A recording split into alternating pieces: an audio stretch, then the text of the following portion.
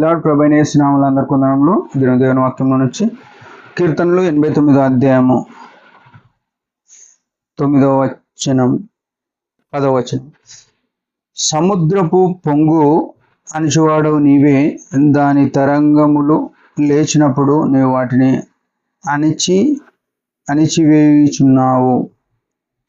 చంపబడిన దానితో సమానముగా నీవు రాహాబును ఐగుప్తును నలిపితివి. నీ బాహుబలం చేత నీ శత్రువులను చెదరగొట్టితివి. ప్రియమైన వాళ్ళారా, యేసు రక్తంతో కడగబడిన మనం అనేక సార్లు దేవుని యొక్క గొప్పతనము ఔన్నత్యము మర్చిపోతుంటాం. ఇక్కడ ఏముందంటే, సముద్రము పొంగు నణిచివేయువాడవు నీవే. సముద్రము ఎంత పెద్దది? 70% నీళ్లు ఉన్నాయని మనం ఎప్పుడో చెప్పుకున్నాం. ఒకవేళ నీళ్లు ఒకసారి ఇట్లా భూమి మీదకి మళ్తే ఈజీగా 2 సార్లు ముంచేయగలుగుతుంది. 2 సార్లు ముంచేయగలుగుతాం. 30% భూమి అంటే అది 70% అంటే 2 సార్లు ముంచంగా ఇంకా మిగులుతుంది. కానీ దేవుడు ఎంత అద్భుతకారుడు అనే మాట చూస్తే ఇర్మియా 5:22లో ఉంటుంది. సముద్రము ఎంత ప్రబలినను ఎంత పొంగినను అది దాటి భూమి మీదకి రాకుండా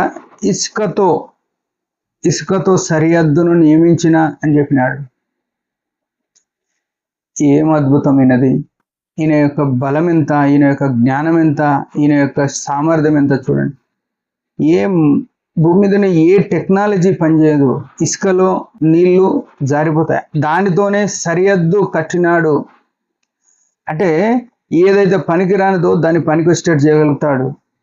ప్రియమైన వాళ్ళారా, మన జీవితంలో మన కష్టాలు, నిందలు, అప్పులు, ఆయన అనారోగ్య పరిస్థితులు, ఆయాసకరమైన పరిస్థితులు ఎందుకు వస్తున్నాయి అని ఆలోచన చేస్తే మన జీవితము ఆయనకు నమ్మకంగా లేని కారణాన్నే, వేరేదేం లేదు. ఆయనకు 100% నమ్మకంగా మనం ఉన్నప్పుడు మన కష్టాలను దాటించడానికి ఆయన ఎప్పుడు తోడుకుంటాడు. అంటే ఇంకో మాట చెప్పాలంటే, మన జీవితాల్లో ప్రత్యేకంగా నా జీవితంలో చూసుకుంటే ఎన్నోసార్లు ఒడిదుడుకుల జీవితం, పడిపోయిన జీవితం. ఆ పడిపోయిన జీవితంలో కూడా ఆయన నమ్మకత్వం కనపరుస్తూ ఇంకా నన్ను, నా కుటుంబాన్ని పోషిస్తున్నాడు ఆయన అని చెప్పగలుగుతాను. ఆయన ఆదరణ, ఆయన భద్రత, ఆయన కాపుదల. అంటే నేనేం నమ్మకస్తుని కాదు.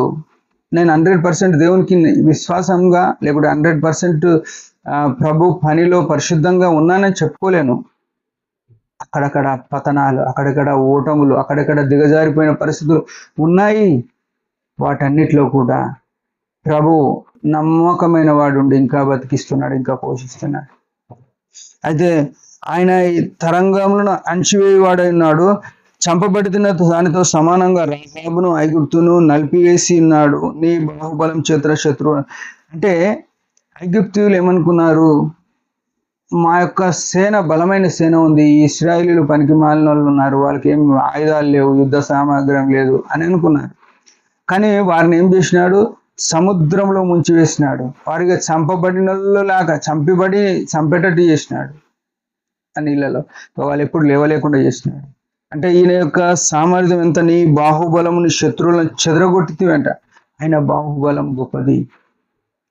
అంటే ఈ మాట మనం ఏం చూపిస్తుందంటే, ఈ బాహుబలం కలిగిన దేవుడు, ఈ శూరుడైన దేవుడు, ఈ జ్ఞానము కలిగిన దేవుడు, ఈ సముద్రమును అణిచివేసే ఈ ప్రభువును మనము అనుసరించి లేకుంటే ఆయనకు లోబడి ఆయన మాటకు విధేయత చూపిస్తే అదే రీతిగా ఆయనతో సమానంగా అదే సామర్థ్యం మనంగిన కలిగి ఉండే ఆస్కారం ఉంది. తన శిష్యులను పంపుతున్నాడు, నాకంటే గొప్ప కార్యాన్ని మీరు చేస్తారా అని చెప్పినాడు. యేసుప్రభు ఈ లోకంలో ఉన్నప్పుడు సముద్రం అణిచివేసినాడు. అయితే యేసుప్రభు చెప్పినట్టే మనం కూడా వాటిని అణిచివేసే సామర్థ్యం ఉంటుంది. ఎప్పుడు ఉంటుందంటే ఆయనకు 100% లోబడినప్పుడు.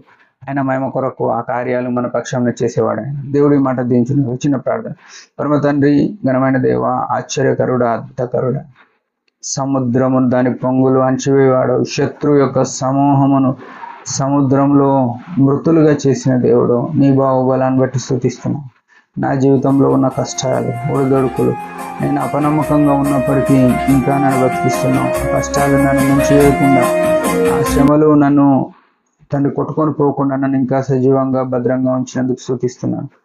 నీ కృపను కోరుకుంటూ నా జీవితం బాగు చేసి నీ మహిమ కొరకు జీవించడం కృపనేమని యేసు నామములో ప్రార్థిస్తున్నాను తండ్రి. ఆమేన్. మీరందరి పరిచయం గురించి బాగా ప్రార్థించండి. Praise the lord.